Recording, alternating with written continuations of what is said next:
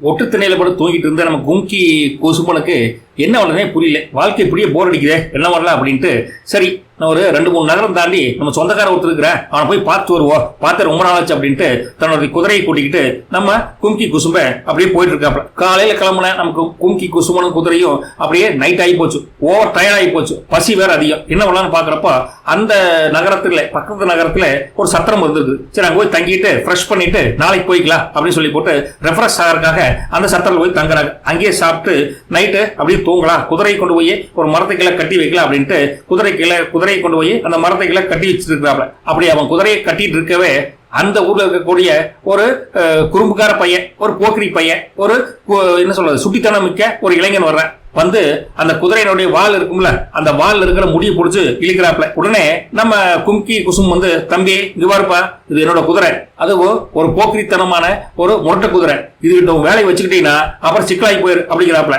அந்த குறும்புக்கார இளைஞன் வந்து, போப்பா இந்த மாதிரி குதிரை எங்க ஊர்ல நிறைய நான் பாத்துக்கிறேன் அப்படின்னு சொல்ல கேட்காம மறுபடியும் வந்து குதிரையோட வாலினுடைய முடி பிடிச்சி மாடி இழுத்துக்கிறேன். இந்த குதிரை கோவம் வந்து என்ன பண்ணி இருக்குது, பின்னங்கால ஓங்கி ஒரு எத்தி இருக்குது. எத்தனோடனே எதிர்பார்க்காத அந்த இளைஞனுடைய பல்லு எல்லாம் இருக்கும், முன்னாடி பல்லு எல்லாம் வந்து போல உளுந்து போச்சு. முன்னாடி இருக்கிற 10 பல்லு உளுந்தோடனே அவ குய்யோ முய்யோன்னு சத்தம் போட, இந்த சத்தத்தை கேட்டு பக்கத்துல இருக்கிற அந்த கிராம மக்கள் எல்லாம் வர்றாங்க. என்ன நம்ம ஊர் பையனை வந்து வெளியூர்காரனுடைய குதிரை வந்து எட்டி வச்சு போடுச்சா, இது சும்மா விடுறதா அப்படின்னு காய்ச்சி மூச்சு சத்தம் போட இந்த கும்கி குசுமனுக்கு உடனே ஒரு யோசனை வந்திருக்குது. அவன் யோசனை பண்ணவே அந்த ஊர்க்காரங்களா, இங்க வரப்பா, நீ உன்னுடைய பல்லெல்லாம் குதிரை உடச்சு போடுச்சு, அதனால நீ 50 பொற்காசு உனக்கு கொடுக்கணும் அப்படின்னு இருக்காப்ல. கும்கி குசும்ப எதுவும் பேசாம இருந்திருக்காப்ல.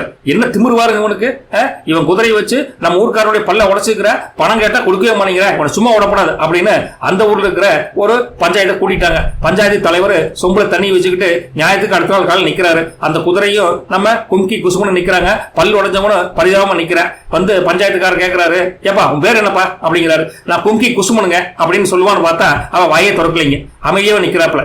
உடனே வந்து அந்த பிராது கொடுத்த ஆளை கொடுத்து கேட்கறாப்ல, ஏப்பா என்னப்பாச்சு அப்படின்னு. அவ பல்லு போன இதுல, ஏன் ஐயா என்னுடைய பல்லு வந்துங்க இவனுடைய குதிரை ஓங்கி வருஷங்காட்டி தான் போயிருச்சு, நான் ஒண்ணுமே பண்ணலீங்க அப்படின்னு இருக்காப்ல. உடனே ஏப்பா உன் குதிரை தான் வந்து ஓங்கி உதச்சு பல்லு போயிடுச்சு சொல்ற உண்மையா அப்படின்னு கேட்கறாப்ல. கும்கி குசும்ப வாயே திறக்கல, அமைதியாவே இருந்துட்டு இருக்காப்ல. உடனே வந்து அந்த பஞ்சாயத்து தலைவர், அந்த சொம்பு தலைவர் என்ன சொல்றாரு, அந்த பிராது கொடுத்த ஏப்பா இவனே ஒரு ஊம பயனாட தெரியுது, எதுவும் பேசவே மாட்டேங்கிற அப்படிங்கிறாப்ல.